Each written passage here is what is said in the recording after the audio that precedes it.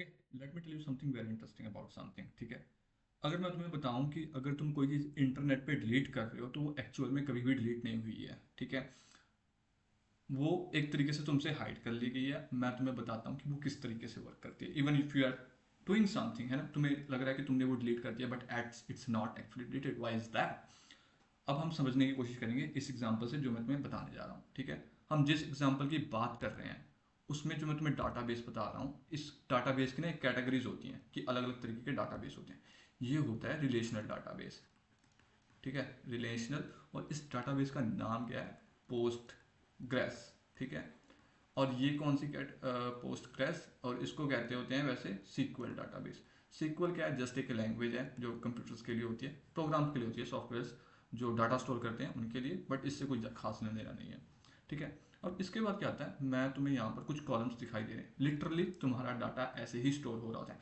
Most of the problems जो solve करने की कोशिश करती हैं एप्लीकेशन, वो रिलेशनल डाटाबेस यूज करती हैं। यहाँ पर और भी non relational document type database भी होते हैं, बट लेकिन वो अलग पर्पज के लिए होते हैं। मोस्ट ऑफ द टाइम ये वाला डाटाबेस यूज किया जाता है। अब तुम्हें यहाँ पे कुछ कॉलम्स दिखाई दे रहे होंगे, है ना, तुम्हें लग रहा होगा कि ये एक्सेल शीट जैसे, और लिटरली ऐसे ही डाटा स्टोर हुआ होता है डाटाबेस में, अगर तुम रिलेशनल डाटाबेस की बात कर रहे हो। और ये इंटरेस्टिंग क्यों है? यहाँ पर देखो बहुत सारे कॉलम है ना, काफ़ी सारे सेल्स हैं। अगर तुम देखोगे यहाँ पर, ये जैसे अगर हम एग्जांपल ले लें यहाँ पर सबसे पहले तो आईडी हो गई। ठीक है, हर यूज़र की एक आईडी होती है। जैसे ही तुम किसी चीज़ को डाटा को एंट्री करते हो ना, ये सिर्फ नाम से नहीं है। अगर तुम्हारी कोई अकाउंटिंग की एंट्री पड़ रही है, तुम कुछ और अपडेट कर रहे हो, कोई चीज़ क्रिएट कर रहे हो, मे बी तुम कोई चैट में टेक्स्ट डाल रहे हो, इवन दो, है ना, कि तुमने कोई ग्रुप बना लिया, हमेशा उन चीज़ों की एक आईडी क्रिएट हो जाती होती है। और उसके बाद होता है created at, updated at, deleted at, है ना, created at, updated at, deleted eight.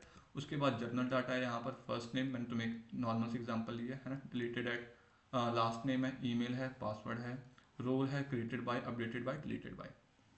अब इसमें से सबसे इंटरेस्टिंग क्या है? अब देखो यहाँ पर क्रिएटेड बाय एक फील्ड होती है। तो इसमें अगर किसी ने यूजर नया क्रिएट किया, किसी ने नवा ग्रुप बनाया, किसी ने कुछ सिस्टम में नवा ऐड किया, तो यहाँ पर उस बंदे की आईडी पड़ जाती है। यहाँ पर आईडी इसलिए नहीं पड़ रखी क्योंकि मैंने इसको पूरा अभी सॉफ्टवेयर बनाया नहीं है। ठीक है, ये जस्ट एक एग्जांपल है समझने के लिए। वहाँ पर ये आईडी पड़ जाती है। जैसे आशीष की आईडी एक है, करण की आईडी एक है, लवदीप की आईडी एक है। अगर कुछ लवदीप ने क्रिएट किया होता तो वहाँ पर लवदीप की आईडी पड़ जाती। और अब इंटरेस्टिंग बात क्या है यहाँ पर, अपडेटेड बाय, अगर तुमने कुछ क्रिएट किया, किसी बंदे ने अपडेट कर दिया, मान लो किसी ने नाम वहां पर क्रिएट किया आशीष गुप्ता, देन किसी ने, मान लो कोई और यूजर आया, मान लो लवदीप आके यहाँ पर उसको कुछ अपडेट कर देता है, तो यहाँ पर उसकी आईडी पड़ जाएगी, आईडी 2। लवदीप हमारे पास मुझे लगता है सेकंड नंबर पे, नहीं थर्ड नंबर पे, तो वहां पर आईडी पड़ जाती है अगर कोई अपडेट कर देता है। कि सिस्टम किस तरीके से जो हमें ट्रैक करता है कि किसने चेंजेस किए हैं सॉफ्टवेयर में, that's what these field are for. कि किसने बनाया, किसने उसको अपडेट किया, ये चेंज होती रहती है। बनाने वाली एक बार रहती है जिसने सबसे पहले बार बनाया, ये नहीं चेंज होती। अपडेट बाय, पहले लवदीप ने आगे कुछ अपडेट कर दिया, करण ने आगे कुछ अपडेट कर दिया, तो ये अपडेटेड बाय अपडेट हो जाता है। यहाँ पर आईडी पड़ जाती है। डिलीटेड बाय, अगर तुम्हें लगता है कि किसी ने कुछ डिलीट कर दिया, तो यहाँ पर डिलीट की आईडी पड़ जाती है, किस यूजर ने डिलीट किया। और जो सबसे इंटरेस्टिंग कॉलम्स है ना, वो है created at, updated at, deleted at. अब सॉफ्टवेयर कैसे समझता है कि कोई चीज़ है कि नहीं? इवन दो तुम्हारे पास जब डाटा आ रहा है, जब तुम कोई ऐप में, फ़ोन में या फिर लैपटॉप पे किसी पे चीज़ देख रहे हो ना, तो वो कैसे जज करता है कि कौन सी चीज़ डिलीटेड है, कौन सी नहीं ना? वो इन तीन फील्ड से पता लगता है। क्रिएटेड ऐड में क्या पड़ेगा?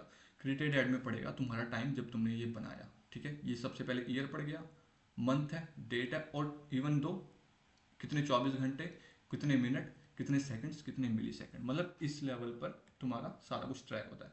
फिर अपडेट कितने बजे किया, कि तुम्हें कभी सिस्टम्स में देखना होता है कि किसने अपडेट किया, कितने बजे अपडेट किया, वो भी रिकॉर्ड होता है। और सबसे बड़ी बात जो तुम्हें बता रहा हूँ कि डाटा कभी डिलीट नहीं होता, और वो ये फील्ड है डिलीटेड एट। ठीक है, अब सिस्टम को कैसे पता लगता है कि कोई चीज़ डिलीट हो गई है? वो एक्चुअल में डिलीट नहीं होती, यहाँ पर बस एक टाइम पड़ जाता होता है रिकॉर्ड्स में। कि मान लो अगर किसी ने ये आशीष का रिकॉर्ड डिलीट किया होता ना, उसने कितने बजे वो किया है, डेट कितनी थी, है ना, उस दिन, और टाइम क्या हो रहा था। सेम इसकी जगह 2025 9th month 11 date, D D M M Y Y, sorry Y Y M M D D, शायद ऐसे होगा ये। तो और कितने बजे हुआ, सेम डाटा यहाँ पे पड़ जाएगा। जब सिस्टम में रिकॉर्ड यहाँ टाइम पड़ जाता है ना, तो जो डाटा लेके फैच करके आ रही होती है, फैच मतलब रीड करना। अगर तुमने किसी चीज़ पे रिक्वेस्ट करी है ना, मान लो तुमने किसी की जाके प्रोफाइल चेक करी, तुम जाके वहाँ पर एक तरीके से रीड कर रहे हो डाटा कि मुझे इसका डाटा चाहिए, तो वो डाटा तुम्हारे लिए लेके आता है। या फिर तुमने किसी के साथ चैट खोली, पुरानी चैट देख ली, तो वो धीरे धीरे डाटा रीड करता रहता है सिस्टम। बट लेकिन जब किसी के अगेंस्ट डाटा डिलीटेड ऐड का टाइम यहाँ पे पड़ जाता है ना, तो सिस्टम समझ लेता है कि ये डिलीट किया हुआ है। और ये जानना ज़रूरी इसलिए है क्योंकि जो भी तुम चीज़ें इंटरनेट पे कर रहे हो, तुम्हें लगता है कि तुमने चैट डिलीट कर दिया, कुछ कर दिया, इट्स नॉट डिलीटेड। और ऐसा नहीं है कि इसको रोका नहीं जा सकता।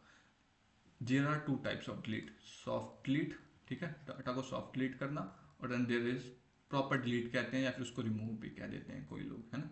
सॉफ्टवेयर के टर्म्स में रिमूव लिखा है ये मैंने, लिखाई अच्छी नहीं है, कोई बात नहीं। तो ऐसा किया जा सकता है, बट जनरली सॉफ्टवेयर ऐसा करते नहीं है, क्योंकि तुम्हें रिकॉर्ड रखना पड़ता है कि किसने क्या चेंजेस कब कब किए, है ना। तो अगर तुम कुछ कर रहे हो तो वो डिलीट नहीं है। और जनरली क्या होता है कि ऐसा, अब एक बंदे किसी का आर्गुमेंट ये हो सकता है कि मान लो अगर ये इतना डाटा स्टोर कर रहे हैं तो कभी तो ये एक्सपायर हो जाता होगा ना, कभी तो तुम्हें डिलीट करना पड़ेगा, क्योंकि उसकी भी एक कॉस्ट है। अगर डाटा कहीं तुमने स्टोर करना है तो उसकी भी एक कॉस्ट है। बट ऐसा क्या होता है कि मान लो कोई चीज़ 6 महीने पुरानी हो गई है ना, सब कुछ फिनिश हो गया, उन चीज़ों का लेना देना नहीं है, तो उसको वो एक बार में डिलीट कर देते हैं। वो टाइम चेक कर लेते हैं कि कोई चीज़ जो लास्ट क्रिएटेड है 6 मंथ पुरानी है। अब मान लो यहीं पे देख लो, ये 11वें महीने में बना है, अभी कौन सा चल रहा है, मार्च चल रहा है, अप्रैल, 3-4 महीने हो गए। जब ये 6 महीने पुरानी हो जाएगी ना, तो ये सिस्टम अपने आप डिलीट कर देगा। तो दैट्स वेरी इंटरेस्टिंग, राइट। हम इसको पक्का भी डिलीट कर देते हैं, बट सॉफ्टवेयर में ऐसा नहीं किया जाता, सेफ्टी और सिक्योरिटी पर्पजेज के लिए। बस दैट्स इट, थैंक यू।